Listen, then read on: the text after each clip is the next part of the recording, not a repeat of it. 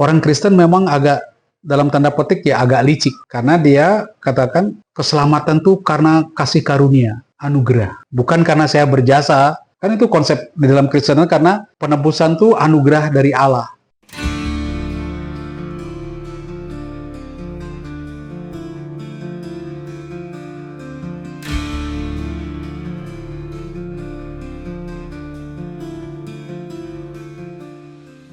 Kan kita tahu sekarang dengan ilmu yang kita miliki saat ini bahwa menurut perkiraan sekarang yang bisa berubah karena ini juga sudah memerlukan revisi.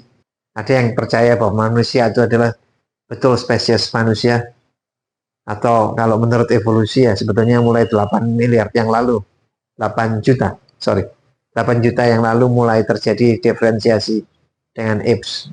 Kemudian 3 juta tahun yang lalu, kemudian akhirnya sekian ratus ribu yang tahun lalu dan sebagainya. Pada suatu saat tertentu terlihat dalam bukti arkeologis atau apa, mereka mulai sepertinya ada penyembahan terhadap dewa-dewa makhluk yang maha kuasa. Ya, makhluk yang halus, makhluk yang lebih. Itu mereka memuja dan selalu mau mengorbankan manusia ya, hewan dan manusia. Belum agama Abraham yang tidak ada korban, cuman Buddha ya, setahu saya. Ya, pertanyaannya dari latar belakang ini adalah kok keselamatannya hanya melalui Abraham dan keturunannya dan seterusnya. Nah, ini semua kan juga ciptaan Tuhan. Nasib mereka ini apa? Tidak diselamatkan. Kalau kita lihat baca dari Anu segala macam, waduh, mereka menyembah dewa siapa dan kemudian mengorbankan manusia atau hewan atau apa yang dikutuk oleh Tuhan dalam kitab-kitab perjanjian lama Israel. Nah, Tuhan ini semua ini kan anak Tuhan. Terus mana tanggung jawab Tuhan? Kok dia cuman menyatakan dirinya sebagai Tuhan yang benar di situ? Ini kan salah Tuhan kalau dia enggak. Bukan salahnya siapa-siapa, ngomong dia yang. Kalau ada makhluk-makhluk halus, ada tingkatan-tingkatan tertentu ya, kita tidak tahu. Itu kejadian juga. Kalau menurut doktrin kita itu semua ciptaan Tuhan. Kalau saya lihat ini refleksi yang bagus menurut saya.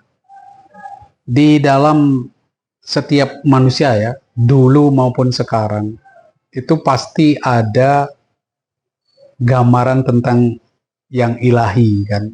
Dan dia membutuhkan, karena banyak hal di dalam kehidupan kita tidak bisa dijawab kan. Ada persoalan yang tidak bisa dijawab, lalu dibentuklah ada sosok yang bisa menyelesaikan semua persoalan itu kan. Cara orang memahami yang ilahi itulah, yang katakanlah yang maha kuasa, kan berkembang.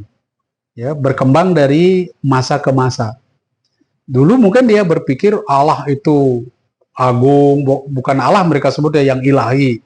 Agung, kalau saya mau hidup saya aman, karena dia yang menentukan bisa mengacau, saya harus menenangkan dia. Kan dulu konsepnya soal Allah marah, menenangkan dia gimana? Saya kasih korban, saya kasih dia makan. Kalau perlu anak saya kasih. Tentu dia akhirnya tenang ya, pendamaian. Itu kan konsep itu berkembang. Kemudian ada pewayon misalnya Abraham disuruh mempersembahkan anaknya Ishak. Itu ada yang mengartikan itu sebenarnya melawan tradisi lama. Tradisi lama Allah butuh anak, butuh korban anak. Sekarang Abraham diminta anak kan, ternyata diganti kan.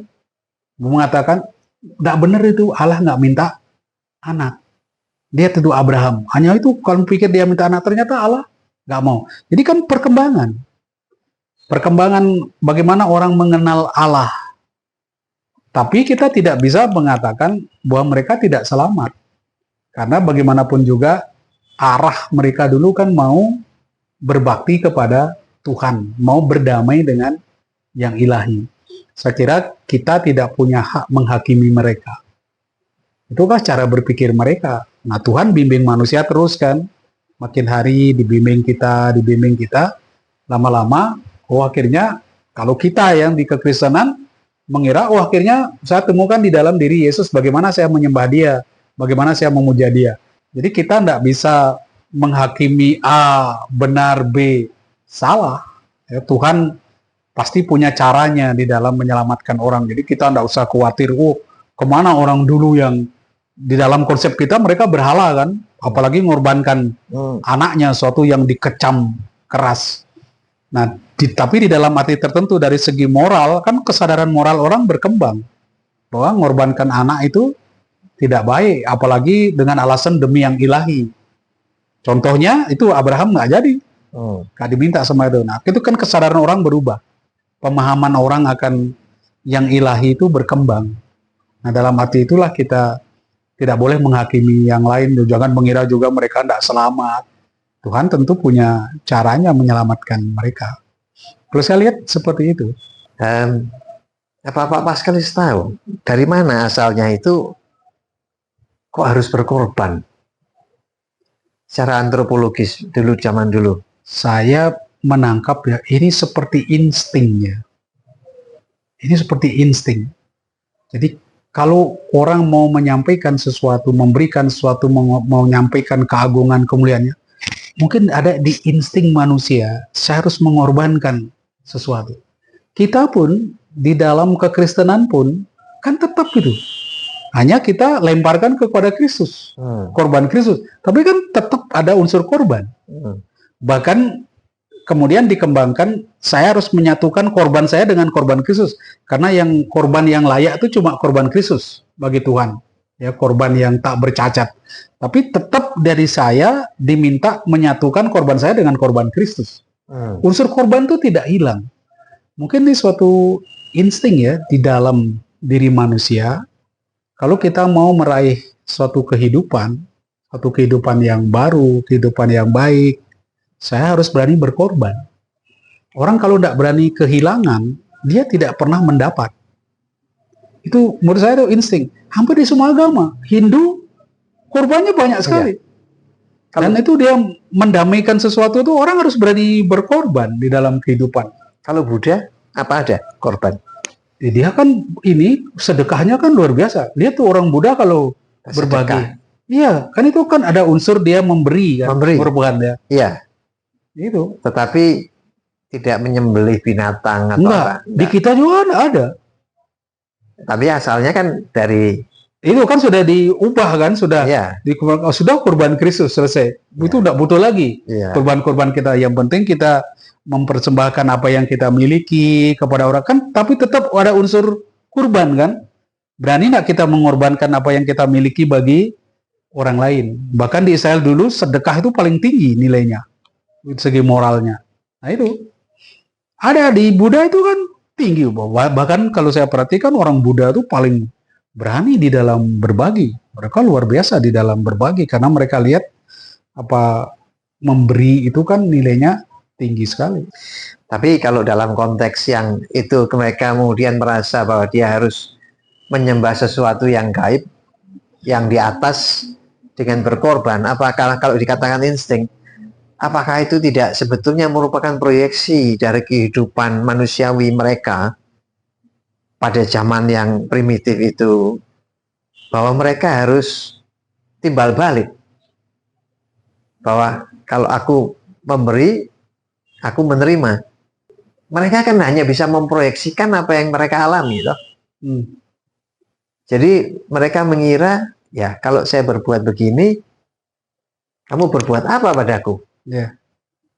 Ada unsur itu yang, jadi saya memberi sesuatu, lalu engkau akan memberikan do'uddes ya, saya memberi maka saya akan diberi. Unsur itu gimana pun tidak bisa hilang dari kehidupan kita. Orang Kristen memang agak, dalam tanda petik ya agak licik. Karena dia katakan keselamatan itu karena kasih karunia, anugerah. Bukan karena saya berjasa, lalu saya mendapat. Bukan karena saya memberi, lalu saya mendapat. Kan itu konsep di dalam Kristen, karena penebusan itu anugerah dari Allah. Kristus yang menyelamatkan kita ketika kita masih dalam keadaan berdosa. Tetapi bagaimanapun juga kita tidak bisa mengatakan kita lepas sama sekali dari konsep saya memberi maka saya menerima. Saya kira tetap ada unsur itu, hanya dia balik. Saya menerima dulu baru saya memberi. Hanya dia ubah aja urutannya. Karena Tuhan sudah beri saya A, B, C, Sekarang saya memberi. Hanya dia ubah gitu supaya menghilangkan kesan Tuhan itu berutang pada saya. Saya yang berutang pada dia, bukan Tuhan yang berutang. Kalau saya yang berbuat baik, lalu Tuhan harus balas saya, kan Tuhan yang utang. Di kita, dosa itu utang.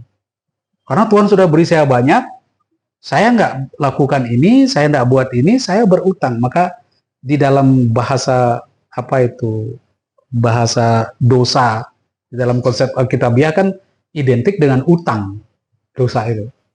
Mungkin itu kita hanya putar itu aja, tapi unsur memberi dan menerima itu kan masih ada. Walaupun minimalisir di dalam kekristenan, dibaliklah istilahnya. Seakan-akan saya yang berutang kepada Tuhan. Kalau orang yang berpikir saya korban-korban, Tuhan yang utang sama saya. Tuhan, saya sudah kasih kamu korban, utang loh kamu. Nah itu kan. Kalau sekarang saya yang utang loh, saya sudah diberi ini. Nah saya utang berbuat baik. Cuma itu kalau saya lihat dibalik gitu aja. Ya kan? Saya punya, waktu itu berapa tahun yang lalu saya ketemu dengan teman. Dia mengatakan demikian. Waktu dia anaknya masih bayi atau kecil, suka sakit mata, ya sembuh-sembuh. Kemudian akhirnya sama dia di waktu kolekte dikasih banyak. Sudah ini Tuhan buat kamu. Terus sembuh anaknya, tidak sakit mata lagi.